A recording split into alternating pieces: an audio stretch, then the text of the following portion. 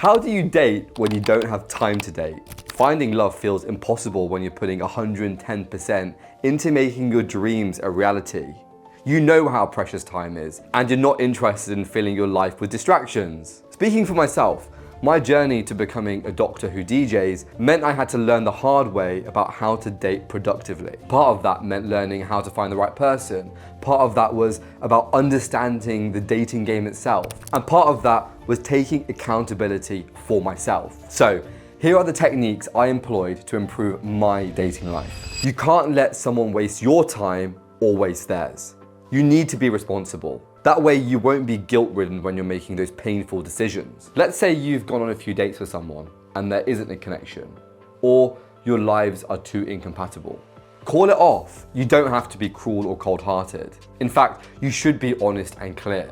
During medical school, I was seeing someone who simply lived too far away. I didn't have the time for them with studying and gigs. Something had to go. Maybe you think I was callous, but if it was meant to be, then it would have been. Thankfully, we weren't far along when it became clear this friction was compounding, so I had to do the right thing by not wasting their time. And it's not a judgment against them personally. The only times that's been a factor is when we're not looking for the right thing or the same thing. If you're looking for a long-term relationship, say it. If you've just gotten out of a long-term relationship, say that too. You owe it to yourself and to them. What are your other responsibilities? Well, I know it's not your responsibility to figure out what's happening inside their head. The moment you start analyzing things you might have done or said, or why they didn't text back, or why they texted back too soon, too late, too early, blah, blah, blah. That's the moment it becomes draining. You develop anxiety, you become insecure, you lose confidence. As much as you might like this person, you are not their therapist. It's not your job to fix the relationship before it started. Learn to draw a boundary between what you need to feel safe and loved and what is fair to expect from that other person with regards to their behavior. I hope you're finding this video helpful so far. If you are, make sure you hit the subscribe button below to stay up to date with my content and events. Let's continue. Okay, my final tip.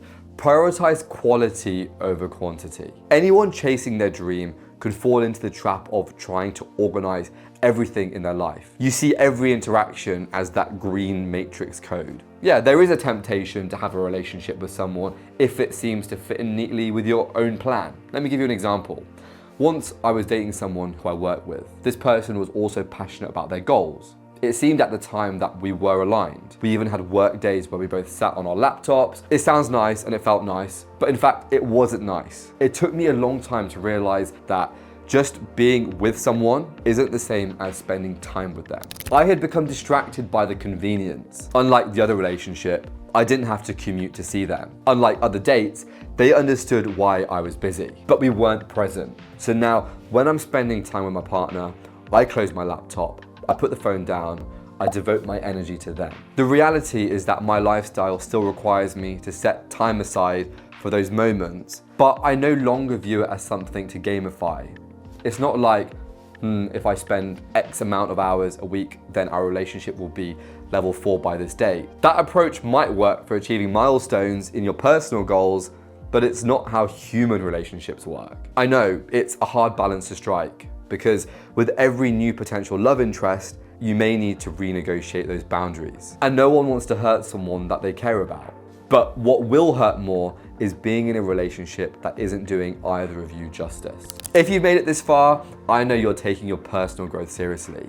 Thank you so much for sharing this journey with me. One thing that plays into how comfortable you feel dating is your self-confidence and self-esteem. You need to go into dates knowing deeply that you are worthy, because you are. And truthfully, this is something that I struggled with in the past. So I made this video on screen here on how to boost your self-esteem without relying on anyone else for validation or approval. I'll see you there.